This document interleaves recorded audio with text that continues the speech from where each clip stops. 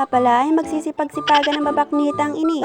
Hoy, magsisipag-sipagan lang para may mai-content. Pumunta nga pala ako dito sa pinagtatrabahuan ng aking hobby para makipagharutan sa kanya para tumulong. Ikaw talaga, sir, puro kalandian ang nasa utak mo. Wala namang masamang lumandi ay basta't sa asawa mo. Pero kung kinakati ka ay hala, sige mga bit ka na. Hindi naman buhay ko ang masisira at yung iyo naman. At ito na nga, nagumpisa na ang aking pagiging masipag fortune. Nagpapala nga ako nang hindi ko alam kung saan ilalagay yung pinala. Ginagalitan na nga ako ng asawa ko dyan at pakialamera daw ako. Nagpapaliwanag pa ako at nagpipiling forma. At nagsukat pa nga ako kung gaano kahaba yung kanya yung kahoy. Natatawa na nga ako sa sarili ko at puro ako kalokohan. Kaya naman tumigil na ako sa pangingialam sa kanila. Kulungan ko daw, kulungan ng baboy ang kanilang ginagawa. Kapag daw ako nawala sa sarili ay dyan na nila ako ilalagay. Di na ako sumagot dahil matagal naman na talaga akong wala sa sarili. Simula kasi na pinasok ang mundo ni Meta ay nabuang ng babaknitang ini. Pero okay lang, at least artista ako sa FB.